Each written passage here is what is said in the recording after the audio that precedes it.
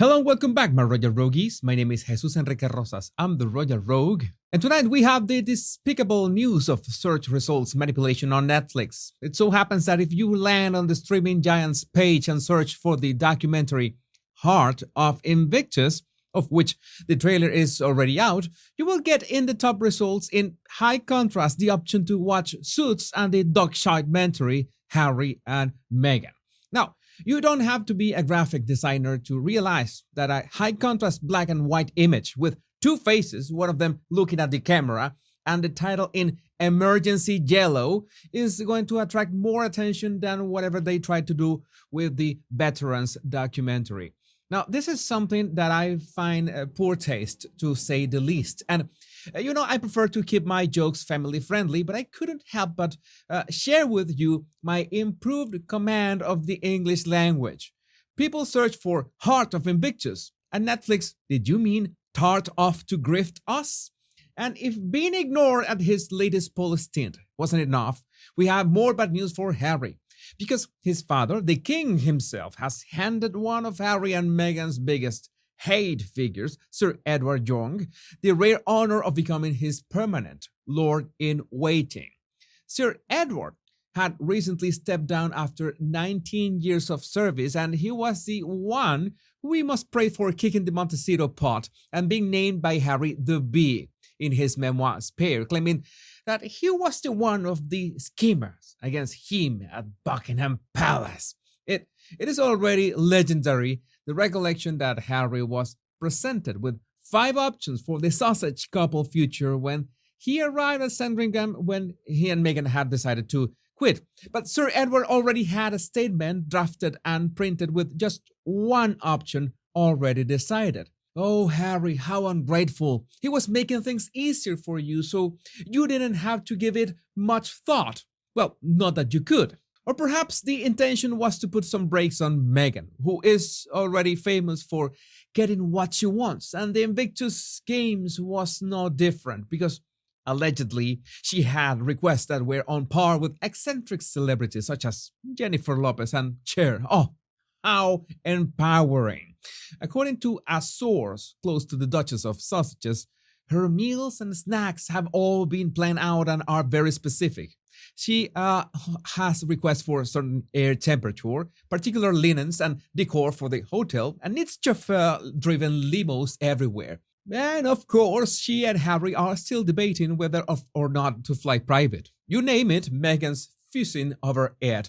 But I also have trusty inside information that her crew is ready to pick some special kind of appetizers to suit the Duchess' demanding palate. A combination of eclectic greens with the finest Spanish tortilla. They just have to make sure Harry doesn't find them first. Oh, and by the way, I showed you this picture, and I know it's not the most flattering of Meghan, but that's absolutely on purpose. I guarantee you. But in my defense, now that we are talking about searching for content, I searched for Meghan's surprise face, and this was the first one that popped up. And you're not gonna believe this, but this was from an actual article back in 2018 with this headline. Meghan Markle just did her secret signature photo move, and we're copying this for our Christmas card pics. And this is a literal quote. The royals are no stranger to the camera, which is why they've each perfected their own signature moves for looking their best.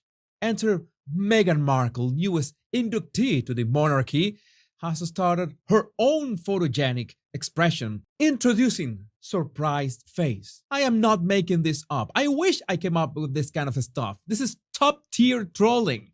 But when it comes to facial expressions, we cannot leave that Heart of Invictus trailer out, especially when we immediately notice that Harry, even with the perfect hair reconstruction, looks tired and exhausted. And this has been a gradual change because it's not that hard to spot that many years, and you can see that he has a completely different facial expression back in 2016, May 2016 to be exact. He was still happy at the time and it showed. Now, his general body language has always been a bit awkward, as we can see from this screenshot from this year, no different from previous years, not much to see here.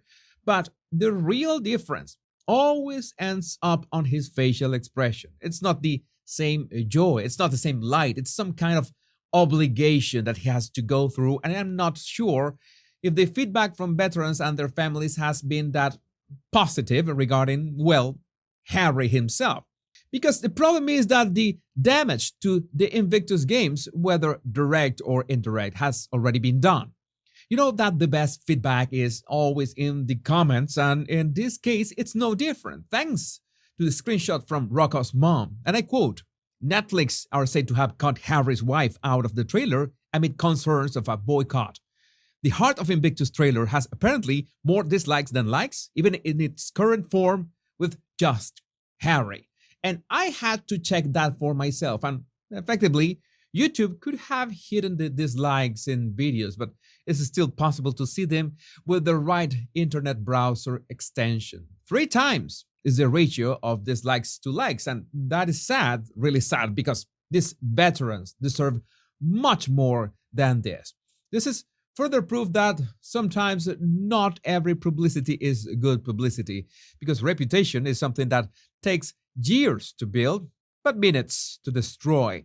But you know that narcissists don't care about this, because regardless of the obvious backlash that they are going to face and how it's going to affect directly the image of the Invictus games, their decision to appear together at the closing ceremony has only one objective: to give everyone the idea that they're still a happy couple and they are living their best life when, well, we have seen the downfall of the sausage dream for some time now.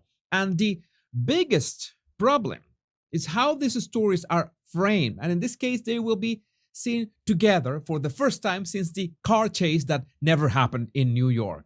Now, that's embarrassing. I mean, if at least there had been another event to be seen together to at least disguise the memory of that made-up incident, it would be just a bit less embarrassing. But nope. They want to be the stars and expect everyone, including the veterans, to follow suit. And you know that the royal family are no strangers to being criticized for everything that both tabloids and shields can come up with.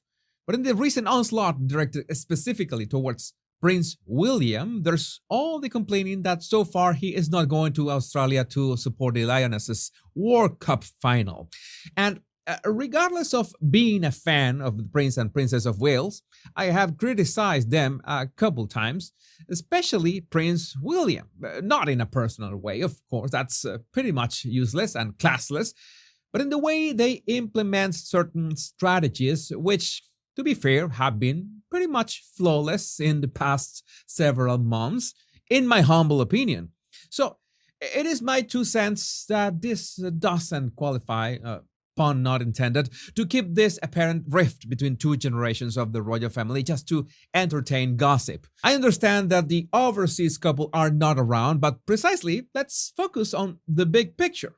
My royal rogues, if you want to support my channel, all you have to do is hit the like and subscribe buttons. It's that simple and free. Remember the 2 most important words: much love and bliss.